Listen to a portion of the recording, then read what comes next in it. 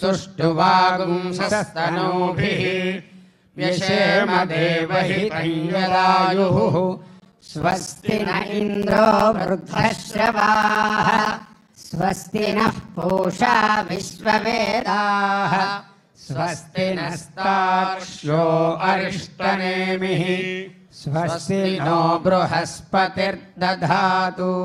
ओम शांति शांति शान्तिः। शन्नो मित्रस्यं वरुणः शन्नो भवत्वर्यमा शन्न इन्द्रो बृहस्पतिः शन्नो विष्णुरुक्रमः। नमो ब्रह्मणे नमस्ते वायो त्वमेव प्रत्यक्षं ब्रह्मासि त्वमेव प्रत्यक्षं ब्रह्म वदिष्यामि व्रतं वदिष्यामि सत्यं वदिष्यामि तन्मामवतु तद्वक्तारमवतु अवतु माम् अवतु वक्तारम्। ओम शांति शांति शान्तिः। त्वापयस्वतीं देवानां धेनुगुं सुदुःखामनपस्फुरन्तीं इन्द्रः सोमं पिबतु क्षेमो अस्तु नः। हरिः ओम्। వేద పండితులకు వినమ్రపూర్వక ప్రణతులు.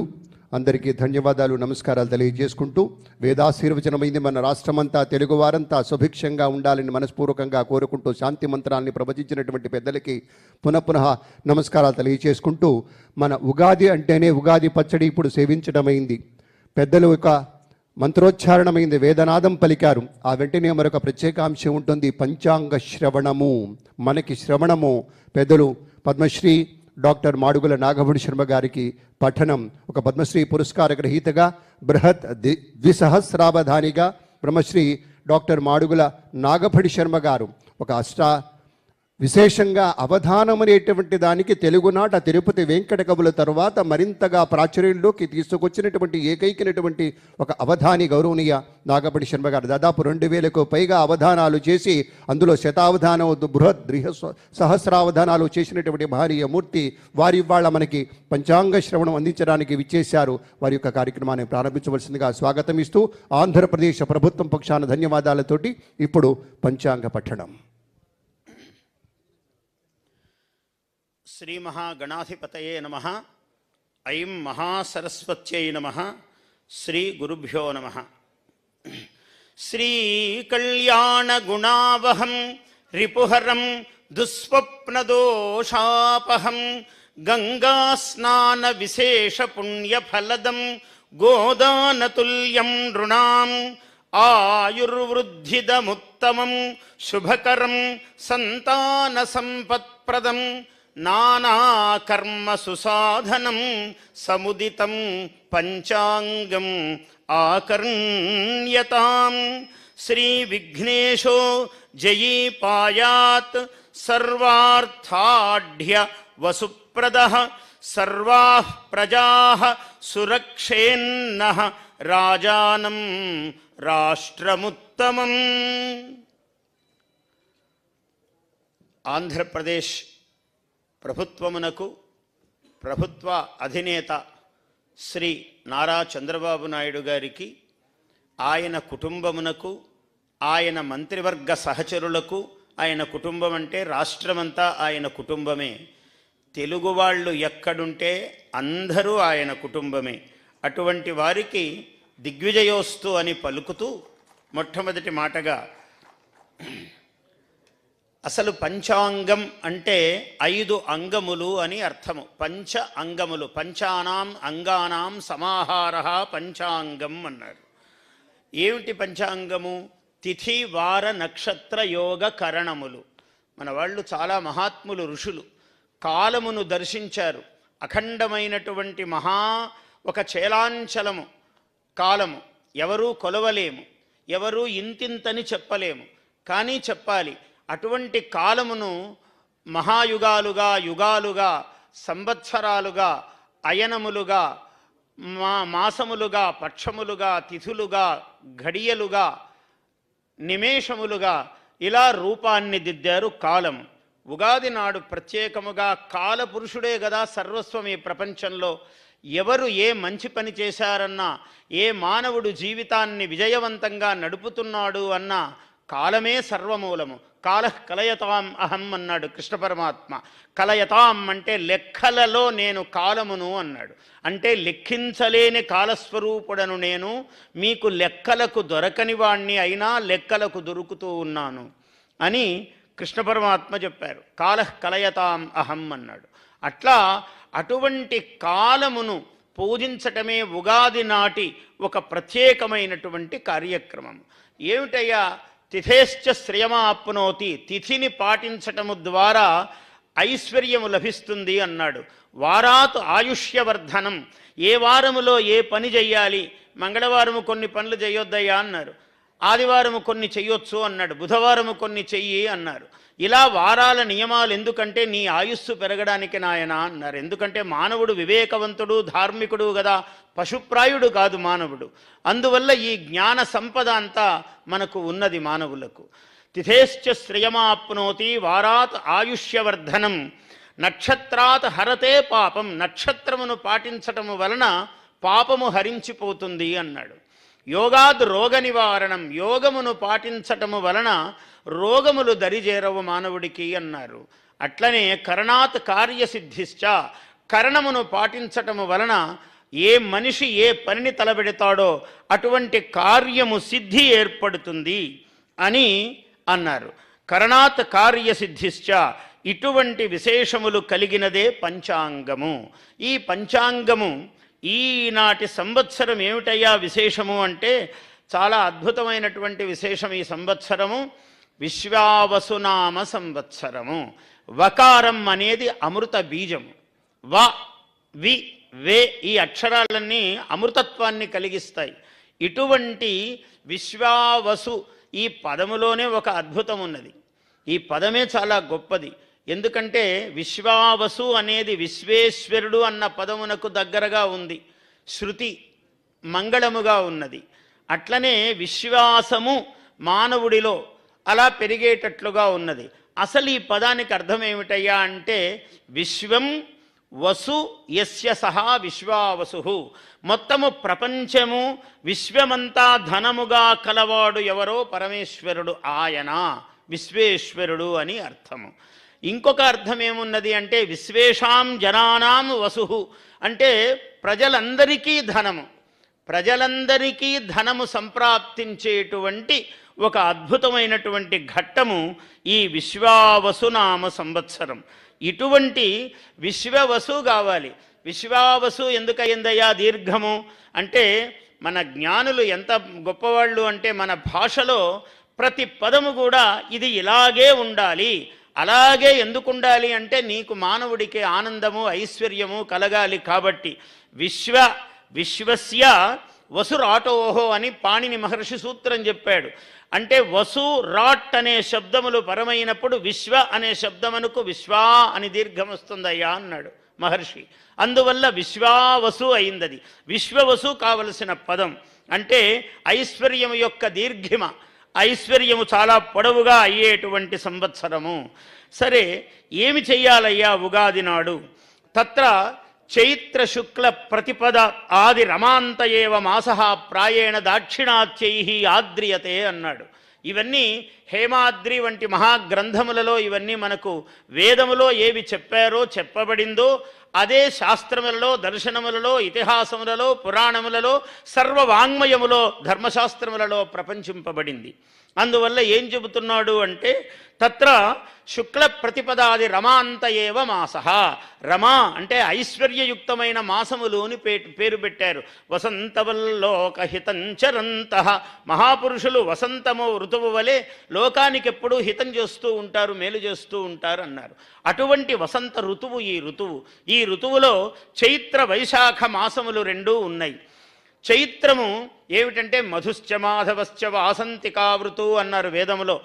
మధు అంటే చైత్రము, మాధవ మాసము అంటే వైశాఖము. ఈ 2 మాసములు వసంత ఋతువు. ఈ మాసములో ఈ మొట్టమొదటి రోజు ఎందుకయ్యా, ఏమిటి విశేషం అంటే, చైత్రే మాసి జగద్ బ్రహ్మ ససర్జ ప్రథమే అహని అన్నాడు. చైత్రమాసములో చైత్ర శుద్ధ ప్రథమ పాడ్యమి అంటాము తెలుగులో. ఈ ప్రథమ నాడు బ్రహ్మదేవుడు ఒకనాడు మొట్టమొదట ఈనాడే శ్రీకారము చుట్టాడట సృష్టికి. అందువల్ల ఈ ప్రథమ అంత గొప్పది. అంటే ఏ పని ప్రారంభించినా మహాద్భుతముగా ముందుకు విజయవంతముగా సాగుతుంది అని ఈ బ్రహ్మదేవుడు చతుర్ముఖుడైన బ్రహ్మ సృష్టికి శ్రీకారము చుట్టిన రోజు కాబట్టి ఈ రోజుకు ఇంత ప్రాధాన్యము. లేవగానే ఏం చెయ్యాలయ్యా ఇవాళ అని అంటే, ఒక అద్భుతమైన అభ్యంగన స్నానం, ప్రతిగృహ ధ్వజారోపణం. చూసారా వేదికంతా మంగళ తోరణములతో ఎంత బాగా అలంకరించారో. ఇక్కడ ముఖ్యమంత్రి గారి మనస్సును బట్టి ఏర్పాట్లన్నీ కూడా ఒక పల్లెటూరు యొక్క వాతావరణము, అంటే మన పల్లె సీమలే గ్రామములే మన భారతదేశానికి, మన ఆంధ్రదేశానికి మూల కారణములైనవి గ్రామసీమలే. అందువల్ల ఒక చక్కని పల్లెటూరుని అలంకారం చేశారు ఇక్కడ. ఆ పల్లెటూరులో ఓ రచ్చబండ దగ్గర కూర్చుని అందరూ పంచాంగ శ్రవణము వినటం అన్నది ఒక అనూచానమైన గొప్ప ఆచారము. ఈ ఆచారాన్ని ఇవాళ మన క్షేత్రయ్య కళాక్షేత్రములో, తుమ్మలపల్లి వారి కళాక్షేత్రంలో అంతా తీసుకొచ్చారు ఇవాళ ఇక్కడ. మనమంతా కూడా ఒక పెద్ద గ్రామములో కూర్చుని, అమరావతి పక్కన ఒక మంచి కృష్ణానదీ తీరములో కూర్చుని మనం ఇవంతా వింటూ ఉన్నాం ఇవాళ. ప్రతిగృహ ధ్వజారోహణం, ప్రతి ఇంటికి మంగళతోరణములు కట్టాలి అన్నారు. అభ్యంగన స్నానం, తలకు నూనె అంటుకుని, నువ్వుల నూనె అంటుకుని తలస్నానము చెయ్యాలి అన్నారు. నూతన వస్త్రధారణం, నూతన వస్త్రములను ధరించాలి అన్నారు. ఇదంతా ధర్మములో భాగమే.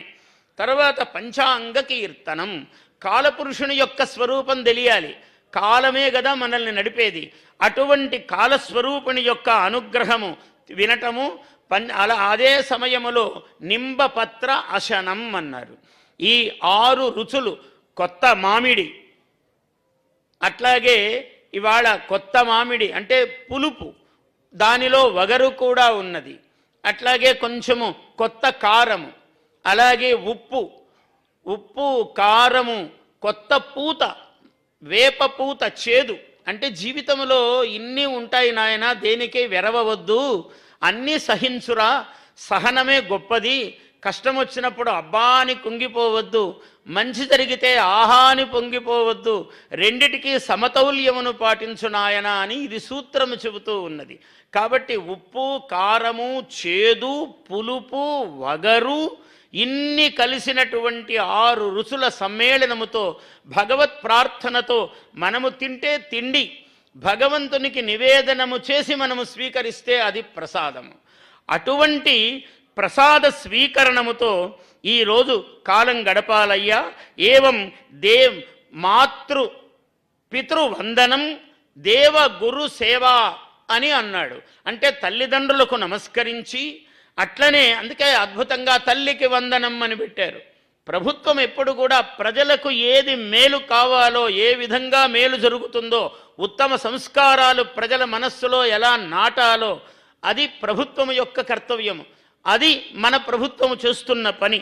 కాబట్టి మాతాపితృ దేవ గురు జన సంసేవనం ఏవం వత్సరారంభ క్రియా సర్వ సంపత్ ప్రదాయిని భవతి అన్నాడు.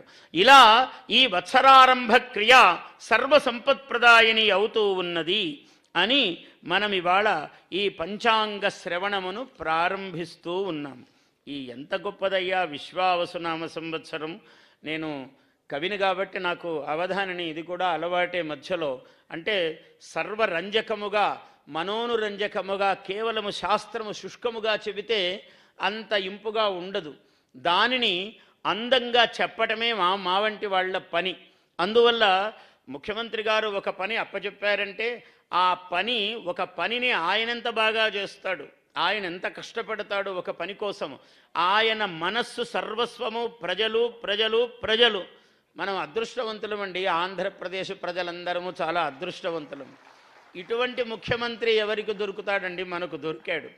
మన అదృష్టం. నిరంతరము ప్రజలు, రాత్రి పగలు 30 ఏళ్లుగా వారిని నేను చూస్తున్నాను. ఏనాడు వారు నిద్రపోరు, ఒకరిని నిద్రపోనియ్యరు. ఇది ఆయనకున్నటువంటి ఒక సూక్తి, అందరికీ అలవాటైన సూక్తి. ఎందుకు నిద్రపోడు? ఎప్పుడూ పని. భువనేశ్వరమ్మ గారు కూడా చెప్పారు, మాకు ఇంట్లో చాలా తక్కువ సమయం ఇస్తారని. ఎవరు చేస్తారండి అంత త్యాగము? ప్రజల కోసమే సర్వస్వము. అనుక్షణము ఆయనకున్న బుద్ధి, ఆయన ప్రతిభ, ఆయన మేధాశక్తి, ఆయన కాలము సర్వస్వము, నిరంతరము ప్రజలు అని ఆలోచించటం. ఇట్లాంటి ముఖ్యమంత్రి దొరకటం అదృష్టము కదా, మనమంతా పుణ్యాత్ములము కదా, ఆయన్ని తెచ్చుకున్నాము. అందువల్ల ఈ విశేషం ఏమిటంటే, శ్రీ విశ్వావసు సంవత్సరం సిరులు కురియు ఒక దివ్యవరం, తెలుగువారి వాకిళ్లకు ఉగాది మంగళ తోరణం కట్టిన సమయం.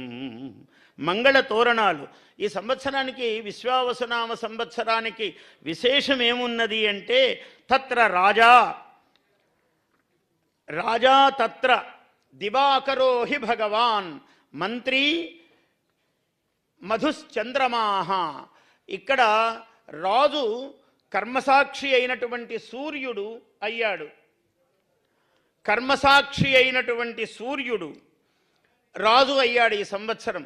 కర్మసాక్షి అంటే ఏమిటి? ఆయన ఒక్క క్షణం ఆగడు. చంద్రుడు సూర్యుడు ఇద్దరు అట్లాంటి వాళ్లే. ఎప్పుడు ఒక్క నిమిషం ఆగకుండా, విశ్రాంతి లేకుండా పనిచేస్తూ ఉంటారు. అటువంటి ఆయన సూర్యుడేమో రాజు అయ్యాడు, చంద్రుడేమో మంత్రి అయ్యాడు, సైన్యాధ్యక్షుడేమో శనైశ్చరుడయ్యాడు. చూడండి, సైన్యాధ్యక్షుడు కొంచెం ఒకటి మీదికి దూకుడుగా వెళ్ళడం అంటే వెళ్ళడు. ఆయన కొంచెం ఆగి ఆలోచించి అవతలి వాళ్ళ మీద ఏమైనా చేయాలంటే ఆలోచిస్తుంటాడు. చంద్రబాబు గారు లాగానే. ఎందుకంటే ఆయన కూడా చంద్రశాసనుడు. అవసరమైతే చండశాసనుడు అవుతాడు, కానీ మామూలుగా చంద్రశాసనుడే ఆయన. చాలా మెత్తని శాసనం ఉంటుంది, కానీ ఎప్పుడు మెత్తగా ఉంటాడని అనుకొని పొరపాటు పడే అవకాశము లేదు. చండశాసనుడు ఎప్పుడు కావాలో ఆయనకు తెలుసు. అందువల్ల రెండు లక్షణాలు ఉన్నాయి. ఈ సంవత్సరంలో ప్రత్యేకించి అది సూచిస్తూ ఉన్నాడు. ఎందుకంటే యువతీ యువకుల సదాశయాలకు బంగారు కలశపు గోపురం, శ్రమించి పనిచేసే వారికి, విశ్వాసముతో శ్రమించు వారికి సూర్య కళల తేజఫలం. ఎవరైతే విశ్వాసంతో పనిచేస్తారో, శ్రమతో నిరంతరము శ్రమిస్తారో, అటువంటి వాళ్లకు ఉత్తమమైన ఫలాన్ని ప్రసాదిస్తాడు ఈ సంవత్సరం సూర్యుడు. ఎందుకంటే ఆయన కర్మసాక్షి కాబట్టి. అంటే నువ్వు చేసిన పనికి అనుకూలముగానే ఫలం ఇస్తాడు. ఊరికే నువ్వు ఇంత పని చేసి ఇంత ఫలం కావాలంటే ఇవ్వడు ఆయన. నువ్వు ఇంత పని చేసావనుకో, అంతా ఫలం ఇస్తాడు. అటువంటి యోగప్రదుడైనటువంటి సూర్యుడు ఈ వర్ష లగ్న జగల్ లగ్నాలను మనం ఈ సంవత్సరం సమీక్షించినట్లయితే రాష్ట్రములో చాలా సమృద్ధిగా వర్షాలు, పాడి పంటలు చాలా చక్కగా ఉంటాయి. ఎందుకంటే సూర్య చంద్రుల యొక్క కలయిక, రాజు మంత్రి, మొత్తము నవనాయకులలో 4 శుభులు, 5 మంది కొంచెం అటు ఇటు ఉన్నారు. అంటే బాగా కష్టపడమని సూచన చేస్తున్నారు గ్రహాలన్నీ కూడా. ఏమిటంటే కష్టపడకుండా తేలిగ్గా ఫలాలు రావు నాయన, మీ ముఖ్యమంత్రి ఎట్లున్నారో చూసుకొని ఆ రకంగా చేయండి, మేమెట్లున్నామో సూర్యచంద్రులం అలాగ పనిచేయండి అని సూచన చేస్తూ ఉన్నాయి గ్రహమండలి. అందువల్ల ఇటువంటి ఒక అనుగ్రహాన్ని మనకు ఇస్తూ ఉన్నారు. ఈ విధమైనటువంటి కదలిక ఈ విశ్వావసునామ సంవత్సరములో ఉన్నది. ఈ విశ్వావసునామ సంవత్సరములో పాడి పంటలు, ఎర్రని నేలలు, సూర్యుడు ఎర్రనివాడు కాబట్టి ఎర్రని నేలలు బాగా పండుతాయి. పచ్చని పంటలకు చాలా విలువ. ఎందుకంటే బుధుడు సస్య అధిపతి అయ్యాడు. బుధునికి ఆకుపచ్చ రంగు, అంటే పంటలు బాగా పండుతాయి అని చెప్పవచ్చు. అయితే అప్పుడప్పుడు ధరల విషయంలో కొన్ని గ్రహాలు, ఈ షష్ఠగ్రహ కూటమి అని అందరు అంటున్నారు, అలా అనరాదు, షట్ గ్రహ కూటమి అనాలి. షష్ఠ అంటే ఒకరిద్దరు సంస్కృతం చదువుకోకపోవటం వలన పండితులు వాళ్ళు షష్ఠ అంటే 6వ అని అర్థము. 6వ గ్రహము కాదు, 6 గ్రహాలు ఒక చోట చేరినది షట్ గ్రహ కూటమి. ఇది మీనములో ఏర్పడింది ఈ సంవత్సరం. మీనములో షట్ గ్రహ కూటమి ఏర్పడటం వల్ల ఒక సౌభాగ్యం కూడా ఏమున్నదంటే, 6 గ్రహాలు కలవటం అన్నది కొంచెం ఇబ్బందికరమైన అరిష్ట సూచకమని అందరూ అంటున్నారు. నేనేం భావిస్తానంటే 6 గ్రహాలలో 4 గ్రహాలు చాలా బలహీనంగా ఉన్నాయి. అందువల్ల చిన్న చిన్న ఇబ్బందులు ఉంటాయి తప్ప అవి పెద్ద ప్రమాదకరములైనటువంటివి ఏవి ఉండవు అని నేను భావిస్తూ ఉన్నాను. శాస్త్రం ఉంటుంది, దాన్ని సమన్వయము చేసుకోవటములోనే మానవుని యొక్క జ్ఞానము, శాస్త్రజ్ఞుని యొక్క విజ్ఞానం ఉన్నది. అందువల్ల ఈ షట్ గ్రహ కూటమి అన్నది నిన్న రాత్రి ఏర్పడినది, మనకు అమావాస్య నాడు మీనములో ఏర్పడినది. అయినా దీనివల్ల ప్రమాదము ఏదో చిన్న చిన్న ఇబ్బందులు, ఏ ఇబ్బంది లేకుండా ఏం వడ్డించనివిస్తారా అండి? మానవుడి జీవితం అంత సోమరిపోతులమా? మనం హాయిగా కష్టపడి జీవితాన్ని గొప్పగా సాధిస్తే గొప్పగాని ఊరికే కూర్చొని అన్నం తింటే సోమరి అయి పొట్ట పెరిగి వాడికి ఏం ఆరోగ్యం ఉంది? అందువల్ల భగవంతుడు కూడా దాన్ని మెచ్చడు ఎప్పుడూ కూడా. అందుకని ఈ షడ్గ్రహ కూటములు ఇట్లాంటివి పెడుతూ ఉంటాడు అప్పుడప్పుడు పరమేశ్వరుడు, వాటిని స్వీకరించవలసిందే. ఈ సంవత్సరం విశేషం ఏమంటే ఏర్పడినటువంటి సింహలగ్నానికి కన్యాలగ్నానికి వర్షలగ్నము జగల్లగ్నము చూసినప్పుడు గురువు చాలా గొప్పగా ఉన్నాడు. అంటే విద్యాభివృద్ధి, రాష్ట్రంలో విశేషమైనటువంటి విద్యాభివృద్ధి జరుగుతుంది.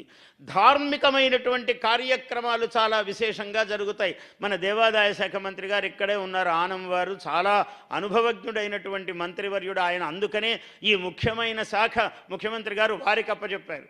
ఎందుకంటే ఇది చాలా విశేషం, ఈ శాఖ చాలా అవసరమైనది. భగవంతుడి యందు భక్తి ఉన్న మానవుడే గొప్పవాడు అవుతాడండి ఎప్పుడూ కూడా. అందువల్ల అటువంటి భక్తికి సంబంధించినది మన దేవాలయాలు, మన ధనాగారాలు. దేవాలయం మన సంస్కృతికి భాషకు నిలయాలు. గురువు అలా ఉండటం వల్ల భాగ్యస్థానములోనూ దశమస్థానము అవుతాయి ఈ సింహ కన్యా లగ్నములకు. అందువల్ల భాగ్యము అంటే అదృష్టము, దశమం అంటే వృత్తి రాజ్యస్థానం. ఈ రెండింటిలో గురువు ఉన్న కారణంగా ఆధ్యాత్మికమైన చింతన, దేవాలయాలు పునః శోభను పొందటము, అలాగే గురువు విద్యకు సంబంధించిన వాడు కాబట్టి విద్యా విషయాల్లో ప్రత్యేకమైన. అందుకనే ఇవాళ మనం చూస్తున్నాము కొన్ని అవి మొదలే ప్రారంభమయ్యాయి అనిపిస్తున్నది నాకు. ఎందుకంటే పిల్లలకు బరువులు లేని రోజు ఒకటి పెట్టారు. అంటే ఆయన గ్రహం వచ్చే ముందే కొంచెం ఆలోచనలు ఇచ్చి లోకేష్ గారు ముందుగానే దాన్ని ఏమన్నారు ఇంగ్లీష్లో ఫ్రీ బ్యాగ్ డే అన్నారు. నేనేమో తెలుగులో చెప్తున్నాను, బరువు మోయని రోజు. పిల్లవాడికి రోజూ బరువులే, చదువు బరువు కావాలి కానీ పుస్తకాల బరువు కాకూడదు. ఇటువంటి ఇంకా అనేక విద్యా ప్రణాళికలు, విశ్వవిద్యాలయాలు చాలా గొప్పగా ఏర్పడతాయి. చాలా విద్య రాణిస్తుంది. కళలు, విద్య. ఇంతదాకా మన మురళీకృష్ణ చెబుతూనే ఉన్నాడు, ఈ ఉగాది కొత్త ఉగాది అద్భుతంగా కళలు ఇంతవరకు ఎప్పుడూ చూడలేదు. మళ్ళీ ఇంతమందికి సత్కారము, విద్వాంసులకు, కళాకారులకు వాళ్ళందరికీ గొప్ప సత్కారాలు అని చెప్తూ ఉన్నాడు. నిజమే కదా. ఇది ఈ ఉగాది యొక్క విశేషములో ఇవన్నీ జరుగుతూ ఉన్నాయి. విద్యారంగము, భవన నిర్మాణ రంగము కూడా చాలా బాగుంటుంది ఈ సంవత్సరం. భవన నిర్మాణ రంగము కూడా అలాగే పాడి పంటలు బాగున్నాయి, భవన నిర్మాణ రంగము బాగున్నది, విద్యారంగము బాగున్నది, ఆధ్యాత్మిక రంగము బాగున్నది, పరిశోధన రంగము కూడా చాలా బాగుంటుంది ఈ సంవత్సరం. గురువు ఉచ్చస్థానములో ఉన్న కారణముగా పరిశోధన రంగము కూడా చాలా గొప్పగా ఉంటుంది. ఇన్ని రంగాలు అద్భుతంగా ఉన్నాయి కాబట్టి ఈ సంవత్సరం చాలా బాగుంటుంది.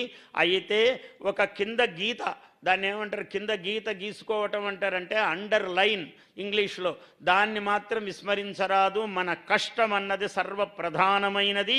మన శ్రమను బట్టే ఫలాలు అన్ని రంగాలలో ఉంటాయి. కాబట్టి ప్రతి వ్యక్తి కూడా అలా ఆ శ్రమతో కూడుకున్నటువంటి జీవనాన్ని గడపడము ద్వారా వీటన్నిటికీ ఐశ్వర్యము లభిస్తుందయ్యా అన్నారు.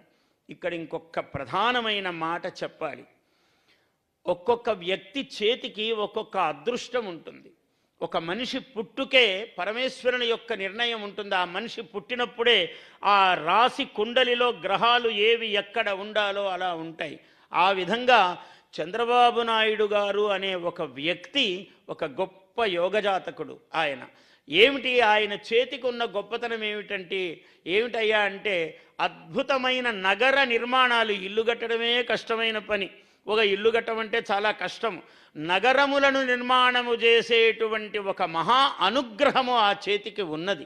అందువల్లనే అందరూ చప్పట్లు. మన చేతులకు కూడా పని ఉండాలి, మన చేతులు ఖాళీ ఉండకూడదు. ఆయన చేయి గొప్పదే, కానీ మన చేతులు, మన పని మనం చెయ్యాలి. అందువల్ల ఏమిటి గొప్పతనము?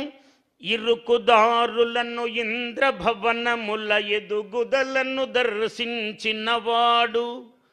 ఇరుకు దారులు 18-15 అడుగుల రోడ్లు ఉన్నాయి ఆనాడు. ఇక్కడ మహాభవనాలు వెలుస్తాయని ఆయన స్వాప్నికుడు దర్శనం చేశాడు. కలగనటము కాదు, ఆయన ఆకారము దాల్చి చూపించాడు. భాగ్యనగరి నిజమగు భాగ్యము గని హైటెక్ సిటీ సృష్టించినవాడు. 18 అడుగుల రోడ్లు, 15 అడుగుల రోడ్లు, 150 అడుగులు, 200 అడుగుల రోడ్లు అయ్యాయి. ఏమీ లేని రాళ్లల్లో ఆయన ఊహ చేశాడు అదంతా కూడా. ఇప్పుడు అమరావతి కూడా, నగరాలన్నీ కూడా నదీ తీరముల్లోనే ఉన్నాయి. చాలామంది విమర్శించారు, ఇక్కడ పెట్టారు ఏమిటన్నారు. ఇక్కడే పెట్టాలి. ఆయన ఎంత ఊహ గొప్పది అంటే, ఆయనకు భగవంతుని యొక్క దివ్యానుగ్రహం ఉన్నది. ఈ మహానగరాలన్నీ మీరు ఏవి చూడండి ప్రపంచంలో గొప్ప నగరాలు. ఢిల్లీ నగరం ఉన్నదంటే యమునా తీరములో ఉన్నది.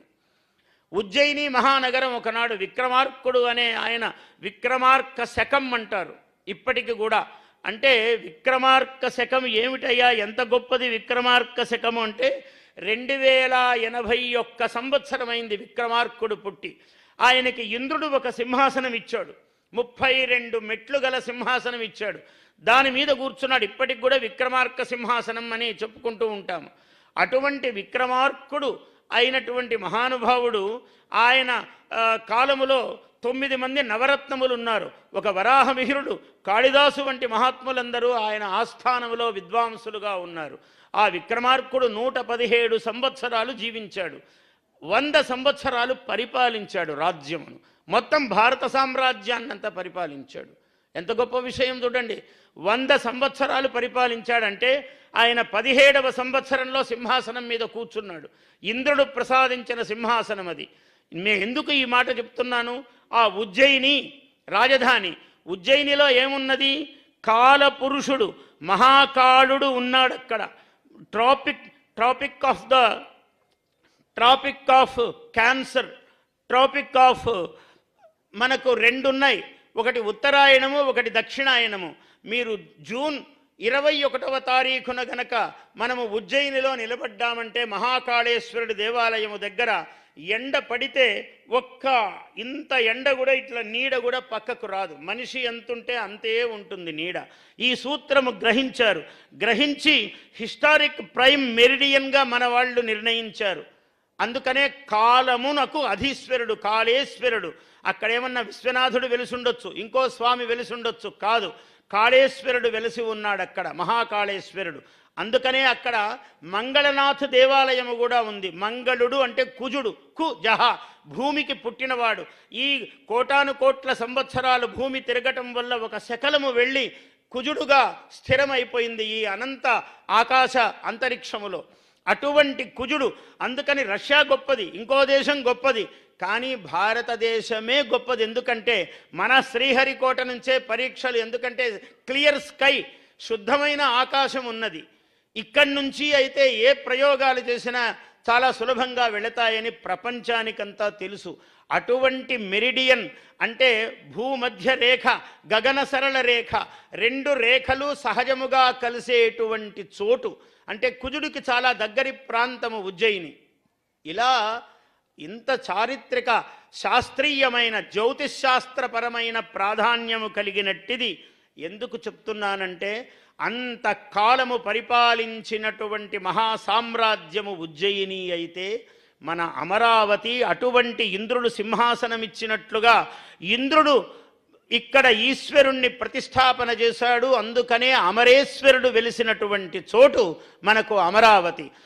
కృష్ణానదీ తీరము అటువైపు అమరావతి, ఇటువైపు దుర్గాదేవి, 2 వైపులా ఒకవైపు అమ్మవారు ఒకవైపు అయ్యవారు ఉండి ఈ నగరమును సంరక్షిస్తూ ఉన్నారు. అందువల్ల ఇన్ని విషయాలు మనస్సులో ఉన్నాయో పరమేశ్వరుడు ఆయనకి ఏం భావనిచ్చాడో అమరావతి అని నిర్ణయం చేశారు. దాన్ని ఎవ్వరూ కదల్చలేరు. ఏమి చేసినా దాన్ని పక్కకు తీయలేకపోయారు, మనకు తెలుసు. దాన్ని ముట్టుకోలేరు ఎవరు కూడా. ఈ విశ్వావసునామ సంవత్సరములో అది ఒక విశ్వనగరము కావడానికి ఈ సంవత్సరము మళ్ళీ శ్రీకారము జరుగుతుంది. అంత అద్భుతమైన ప్రపంచములో గొప్ప నగరం అవుతుంది. నేను ఇవాళ చెప్పలేదు. 8 ఏళ్ల క్రితం నేను ఒక చోట అరసవిల్లిలో శతావధానం చేస్తుంటే మన ముఖ్యమంత్రి గారు ఇలా నిర్ణయించారండి, ఎలా ఉంటుందన్నారు. ఇదొక మహా విశ్వనగరం అవుతుందండి అని 8 ఏళ్ల క్రితం చెప్పాను నేను. ఇవాళ నాకు ఇక్కడ అవకాశం వచ్చి మళ్ళీ వారి సమక్షంలో ఈ మాట చెప్పగలుగుతున్నాను.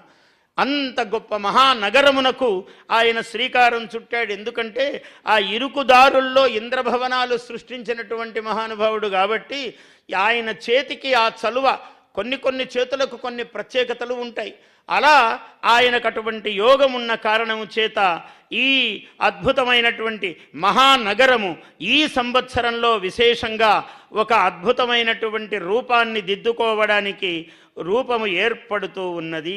ఎన్ని మాట్లాడుకున్నా ఇవన్నీ చెప్పేదండి. మా జాతకాలు ఎట్లున్నాయో గురువుగారు, మా రాసులు, మా నక్షత్రాలని అందరికీ మనస్సులో ఉంటుంది. కాబట్టి నేను ఒక్క 5-6 నిమిషాలలో నాకు ఇచ్చిన సమయము నాకు తెలుసు, సమయజ్ఞుడనే నేను. ఆ సమయంలో మీకు అవి చెప్పి నేను సెలవు తీసుకుంటాను. మేషం, అశ్వని, భరణి, కృత్తికాపాదం, కృత్తికలో ఒక పాదము. ఇది మేషరాశి. ఆదాయము 2, వ్యయము 14, రాజపూజ్యము 5, అవమానము 7. ఇక్కడ జూను తర్వాత గురువు యొక్క అనుగ్రహము ఈ రాశి వారికి కలుగుతుంది. వీళ్ళందరూ కూడా చాలా శ్రమతోనే పనులు సాధిస్తారు. మొట్టమొదటి ఫలం అదే. మళ్ళీ ఇక్కడ కూడా ఎంత శ్రమ పడితే అంత ఫలము. ఖర్చు దగ్గర చాలా జాగ్రత్తగా ఈ రాశివారు చేయి పట్టుకోవాలి. చెయ్యి ఏ జేబులో పెట్టాడో బయటికి రాకూడదు, వెంటనే వస్తే ప్రమాదం. అందువల్ల ఖర్చుల విషయంలో చాలా జాగ్రత్త ఉండాలి. ఇందులో ఈ రాశి వారికి స్త్రీలకు చాలా అభ్యుదయం కలిసి వస్తుంది. ఉద్యోగస్తులకు కూడా ఈ రాశి అనుకూలముగానే ఉంటుంది. అలాగే వృషభము, కృత్తిక 2, 3, 4 పాదాలు, రోహిణి 4 పాదాలు, మృగశిర 1, 2 పాదాలు. ఈ వృషభ రాశికి ఆదాయము 11, వ్యయము 5, రాజపూజ్యత 1, అవమానము 3. చాలా బాగున్న రాసుల్లో ఈ సంవత్సరం వృషభ రాశి 1. ఈ వృషభ రాశి ఉద్యోగస్తులకందరికీ రావలసిన ప్రమోషన్లు ఎప్పటి నుంచో అలా ఎదురు చూసేవి ఉంటే ఈ సంవత్సరం వస్తాయి. స్త్రీలకు చాలా విశేషంగా ఆభరణాలు, వస్త్రాలు కొనేటువంటి సమయము, గృహములో వివాహాది శుభకార్యాలు జరిగేటువంటి సంవత్సరము ఇది వీళ్ళందరికీ కూడా. రాజకీయంగా కూడా పురుషుల కన్నా స్త్రీలకు ఎక్కువగా కలిసొచ్చే కాలము ఈ వృషభ రాశి వారికి. అలాగే మిథునము, మృగశిర 3, 4, ఆర్ద్ర 4 పాదాలు, పునర్వసు 1, 2, 3 పాదాలు. వీళ్లకు ఏమిటి ఈ సంవత్సరం అంటే ఖర్చులు సత్కార్యాలకే బాగా చేస్తారు. ఆదాయము 14, వ్యయము 2, రాజపూజ్యము 4, అవమానము 3. చాలా బాగున్నదని చెప్పవలసిన రాసుల్లో మిథునము కూడా ఈ సంవత్సరం. కారణం ఏమంటే ఈ మే 15 నుంచి అక్కడ గురువు అక్కడ వచ్చి గోచారంలో వచ్చి కూర్చుంటాడు. గురువు ఎప్పుడైతే వచ్చి కూర్చుంటాడో, బృహస్పతి దేవగురువు కదా, సర్వమంగళములకు కారణము ఆయన. అందువల్ల ఈ రాశి వారికి చాలా బాగుంది. ఎక్కువగా దైవ కార్యాలలో పాల్గొంటారు వీరు. వీరితో స్నేహం చేసిన వాళ్ళకి కూడా పుణ్య లాభం ఉంటుంది. అటువంటి ఒక అదృష్టము కలిగినటువంటి, బాగా ధనాదాయము కలిగినటువంటి రాశి మిథునము. కర్కాటకం ఉన్నది, చాలా చాలా బాగున్నది అని చెప్పవలసిన వాటిలో అగ్రశ్రేణి కర్కాటక రాశి ఈ సంవత్సరంలో. పునర్వసు 4, 4వ పాదము, పుష్యమి అన్ని పాదాలు, ఆశ్లేష. ఇది ఆదాయము 8, వ్యయము 2, రాజపూజ్యము 7, అవమానము 3. ఈ రాశి వారికి ఏ క్రొత్త పనులు ప్రారంభము చేసినా, క్రొత్త ప్రణాళికలకు శ్రీకారము చుట్టినా మహాద్భుతంగా దిగ్విజయము సాధించేటువంటి సంవత్సరము. గృహములో శుభకార్యాలు, కొత్తగా ఇళ్ళు కొనడము, ఇంతో అంతో భూములు కొనడము, అటువంటి యోగాలన్నీ ఉన్నటువంటి రాశి కర్కాటక రాశి ఈ సంవత్సరం. అలాగే సింహము ఇది కూడా ఒక 80% చాలా బాగున్నటువంటి రాశి ఈ సంవత్సరం. కర్కాటకమంత కాదు కానీ కర్కాటకాన్ని దగ్గరగా బాగున్నటువంటి రాశి సింహరాశి. మఖ, పూర్వ ఫల్గుని 4 పాదాలు, ఉత్తర ఫల్గుని 1 పాదము. ఆదాయము 11, వ్యయము 11, రాజపూజ్యము 3, అవమానము 6. ఇది 4-5 నెలల తర్వాత ఈ రాశి వారికి యోగం అందుకుంటుంది. అంతవరకు కొంచెము శ్రమలే ఉన్నాయి. రాజకీయముగా కొంచెము కాస్త ఓపిక పడితే, తొట్టుపాటు పడకుండా ఉంటే రాజకీయముగా పదవులు లభించే అవకాశము కూడా ఉన్నటువంటి రాశి కన్యా. ఈ రాశి ఇది కూడా సింహము ఎలాంటిదో కన్య కూడా అలాంటిదే. ఈ సంవత్సరము వర్షలగ్నము జగల్లగ్నము ఇందులోనే ఏర్పడ్డాయి కాబట్టి ఈ రాశి వారికి కూడా ఉత్తర ఫల్గుని 2, 3, 4, హస్త 4 పాదాలు, చిత్త 1, 2 పాదాల వాళ్ళు. ఇది సంవత్సరము ఒక 5 నెలల తర్వాత కలిసి వచ్చేటువంటి రాశి ఇది, ఈ కన్యా రాశి. కొత్తగా ఈ రాశి వారికి ప్రముఖులతో పరిచయాలు ఏర్పడటము, ఈ పరిచయాలన్నీ సఫలముగా ముందుకు వెళ్ళటము, 4-5 నెలల తర్వాత ఒక్కొక్క పని ఏవేవైతే ఆగి ఉన్నాయో అవన్నీ కలిసి రావటం అన్నది ప్రారంభమయ్యేటువంటి రాశి ఈ కన్యా రాశి. స్త్రీలకు చాలా విశేషంగా యోగించేటువంటి రాశి ఈ కన్యా రాశి ఈ సంవత్సరము. అలాగే తుల చిత్త 3, 4 పాదాలు, స్వాతి 4 పాదాలు, విశాఖ 1, 2, 3 పాదాలు. ఈ రాశివారికి ఆదాయము 2, వ్యయము 8, రాజపూజ్యత 1, అవమానము 5. ఈ ఫలాలు సామూహికమైనటువంటి ఫలాలు. మళ్ళీ ఆయా వ్యక్తికి జాతకములో ఎక్కడెక్కడ ఏ ఏ గ్రహాలు ఆ జన్మించినప్పుడు ఉన్నాయి అన్నదాన్ని బట్టి విశేష ఫలాలు ఉంటాయి. కానీ ఈ ఫలాలు స్థూలముగా కొంతవరకు ఒక 40-50% ఈ ఫలాలు పనిచేస్తాయి. ఎందుకు అంటే అప్పులు పెరగకుండా చాలా జాగ్రత్తగా ఉండాల్సిన వాళ్ళు ఈ తులారాశి వాళ్ళు ఈ సంవత్సరం. కొత్తగా ఎట్లా పడితే అట్లా అప్పులు చేయరాదు, ఎవరితో పడితే వాళ్లతో స్నేహము చెయ్యరాదు. దుష్టులు స్నేహితులుగా కనపడే ప్రమాదము ఉన్నటువంటి రాశి ఈ తులారాశి. తుల అంటే తూకం. ఈ తూకం చాలా ఎక్కువగా పాటించాలి ఈ రాశి వాళ్ళు. కొంచెం ఇటు అయినా అటైనా కూడా ప్రమాదమే. అందువల్ల ఆ జాగ్రత్తలు పాటించవలసినటువంటి రాశి తుల. ఇక వృశ్చికం కొంచెం బాగున్నది అని చెప్పవలసినటువంటి రాశి వృశ్చిక రాశి. ఆదాయము 8, వ్యయము 14, రాజపూజ్యత 4, అవమానము 5. ఏమిటంటే మే 14 వరకు రవి, మే 19 నుంచి శుక్రుడు, మే 15 నుంచి గురువు. ఈ 3 గ్రహాలు కూడా విశేషంగా ఈ రాశి వారికి సహకారాన్ని అందిస్తూ ఉన్నాయి. కొంత ఒక 4, 5, 6 నెలలు దాటిన తర్వాత ఇల్లు, భూమి, ఇంట్లో శుభకార్యములు ఇవన్నీ కలిసి వచ్చేటువంటి రాశి ఈ వృశ్చిక రాశి. ఇక ధనుస్సు ఉన్నది. మూల 4 పాదాలు, పూర్వాషాఢ 4 పాదములు, ఉత్తరాషాఢ 1 పాదము.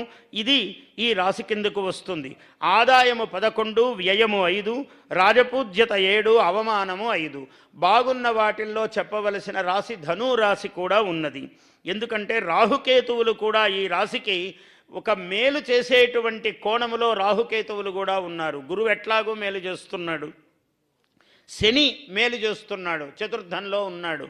ఈ విధంగా ఈ రాశి కూడా యోగదాయకముగా ఉన్నది. ఇక మకరము అసలు రాశులలోకెల్లా ఉత్తమోత్తమ ఫలమిచ్చేటువంటి రాశి మకర రాశి ఈ సంవత్సరము. ఇది ఆదాయము 14, వ్యయము 14, ఉత్తరాషాఢ 2, 3, 4, శ్రవణము, ధనిష్ఠ 1, 2 పాదాలు. ఈ రాశి రవి, శని, గురు, రాహుకేతువులు ఈ గ్రహాలన్నీ కూడా ఈ రాశి వారికి ఈ సంవత్సరం ఉపకారము చేస్తాయి.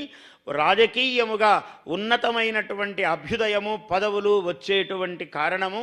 ఉద్యోగస్తులకు, ముఖ్యముగా స్త్రీలకు ఉద్యోగాలలో ఒక ఉన్నతమైన స్థానం అంటే ప్రమోషన్లు వచ్చేటువంటి సమయము. వస్త్రాలు, ఆభరణాలు, శుభకార్యాలు వీటన్నిటికీ అవకాశము ఉన్నటువంటి రాశి ఈ మకరము. ఇంచుమించు మకరము లాంటిదే కుంభము కూడా. ఎందుకంటే మకరానికి 3వ స్థానములో మీనములోకి శని వచ్చేశాడు కాబట్టి ఆ శని 3ంట చాలా ఉపకారం చేస్తాడు ఈ రాశికి. కుంభానికి కూడా ఇంచుమించు ఆ 2 శని యొక్క రాసులే కాబట్టి కుంభరాశి కూడా ధనిష్ఠ 3, 4, శతభిషము, పూర్వభాద్ర 1, 2, 3. ఆదాయము 14, వ్యయము 14, రాజపూజ్యత 6, అవమానం 1. ఈ గ్రహచారము చాలా అనుకూలంగా ఉంది కాబట్టి రాజయోగ కారకములైనటువంటి రాసులలో ఈ కుంభము కూడా ఉన్నది. ఇంకా మీనము ఇదొక్కటే చాలా జాగ్రత్తగా ఉండవలసినటువంటి రాశి. ఈ రాశిలోనే షడ్గ్రహ కూటమి ఏర్పడినది. అందువల్ల అన్ని గ్రహాలు అక్కడే మొత్తం ఊళ్ళో ఉన్న దేశంలో ఉన్న బంధువులన్నీ అందరూ వచ్చి మన ఇంటి మీద పడితే మనకు ఎలా ఇబ్బందిగా ఉంటుందో, వాళ్ళు ఒక 6 నెలలు కదలకుండా బంధువులు ఉన్నారనుకోండి, బంధువులే అందరు ఇష్టమైన వాళ్లే, కానీ దాని ఇబ్బందులు దానికి ఉన్నాయి. అందువల్ల ఈ రాశివారు అత్యంత జాగరూకతతో, అన్ని రాసుల వారు ప్రధానముగా ఈ రాశి అందరూ దైవానుగ్రహముతో స్వయం కృషితో అందరూ కూడా పైకి రావలసినటువంటి సందర్భము. ఎవరైతే భగవంతుణ్ణి సేవిస్తారో, ఉపాసిస్తారో, ఎవరెవరు పరమేశ్వరుని యందు తాను కష్టపడాలి, భగవంతుని యందు విశ్వాసం ఉండాలి. రెండూ ప్రధానము, ఇహము పరము. ఈ రెండూ ఎవరైతే పాటిస్తారో అటువంటి వాటికన్నిటికీ కూడా ఈ సంవత్సరము ఉత్తమముగా ఉన్నతముగా ఉంటుంది. కుటుంబ సౌఖ్యము చాలా విశేషముగా ఉంటుంది.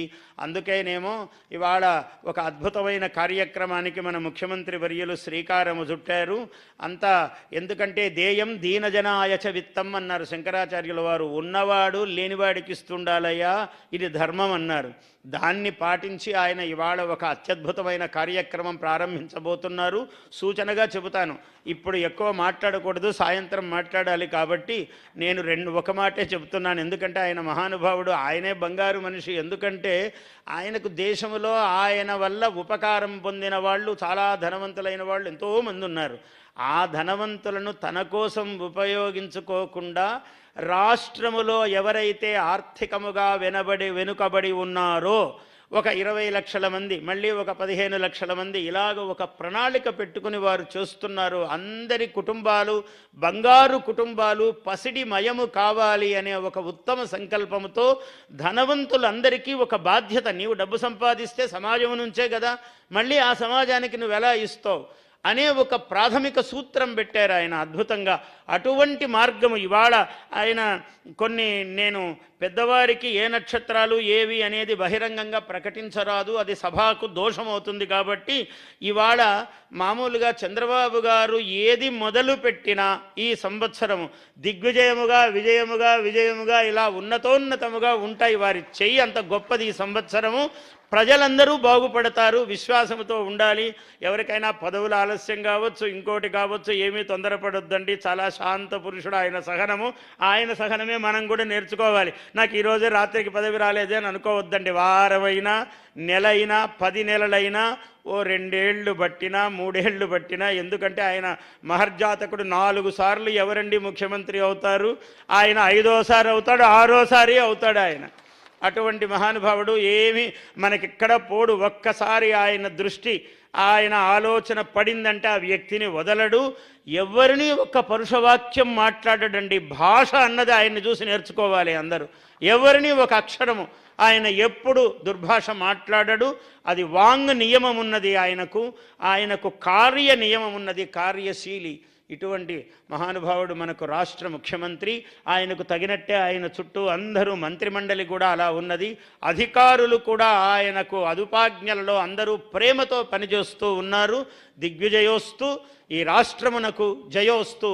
స్వస్తి ప్రజాభ్యః పరిపాలయంతాం. ప్రజలకే ముందు స్వస్తి అన్నాడు. ప్రజల కోసమే ఎవరు పని చేసినా, నేను కవిత్వం చెప్పినా, ఆయన పరిపాలించినా అందరం ప్రజల కోసమే.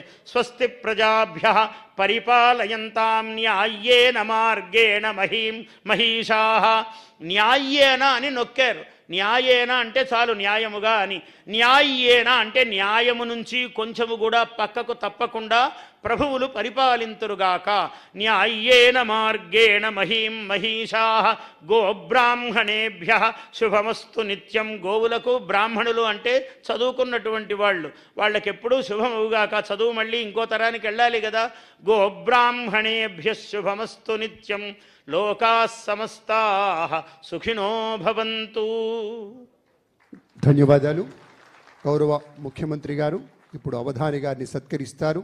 రాష్ట్ర ప్రభుత్వం పక్షాన శ్రీమాన్ పద్మశ్రీ బ్రహ్మశ్రీ డాక్టర్ మాడుగుల నాగఫణి శర్మ గారిని ప్రభుత్వం పక్షాన సత్కరించబోతున్నారు గౌరవ ముఖ్యమంత్రి వర్యులు. ఒక మహాసహస్రావధాని, అనేక అద్భుతమైనటువంటి కావ్య రచనలు చేసినటువంటి పెద్దలు. సంస్కృతాంధ్రాలలో రైతే రాజు, ఋషి చరిత్రం, సత్యమేవ జయతే, విశ్వభారతం వంటి ఎన్నో రచనలు చేసినటువంటి మహనీయ మూర్తి. అవధాన యుగకర్త, అవధాన శకపురుష, సమ్రాట్ సార్వభౌమ, అవధాన బ్రహ్మ వంటి అనేక బిరుదులు సత్కారాలు పొందినటువంటి గౌరవనీయ పెద్దలు మాడుగుల నాగఫణి శర్మ గారిని సత్కరిస్తున్నారు. గట్టిగా మన కరతాళ ధ్వనులు అందిద్దాం పెద్దలారా. ఒక మహాపండితునికి ప్రభుత్వం పక్షాన జరుగుతున్నటువంటి సత్కారంగా భావన చేస్తూ ధన్యవాదాలు. ఇప్పుడు గౌరవనీయ ముఖ్యమంత్రి వర్యులు విశేషమైనటువంటి దేవాదాయ శాఖ, వ్యవసాయ శాఖ, అలాగే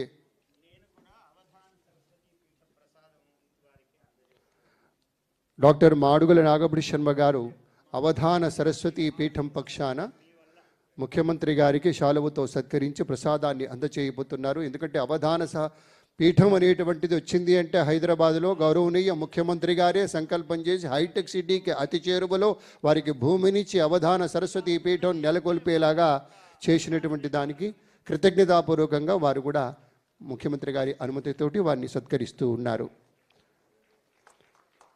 గట్టిగా మనం కూడా మన అభినందన తెలియచేద్దాం. ఇప్పుడు పంచాంగాల యొక్క ఆవిష్కరణ జరుగుతుంది. మొట్టమొదట తిరుమల తిరుపతి దేవస్థానం వారి పంచాంగం, ఆ తర్వాత వ్యవసాయ శాఖ వారి పంచాంగం, ఆ తర్వాత ఉద్యాన శాఖ వారి పంచాంగము, ఆ పిమ్మట రాష్ట్ర ప్రభుత్వ సాంస్కృతిక వార్షిక ఉత్సవ ప్రణాళిక ఏదైతే ఉందో ఆ క్యాలెండర్ కూడా ఆవిష్కరిస్తారు.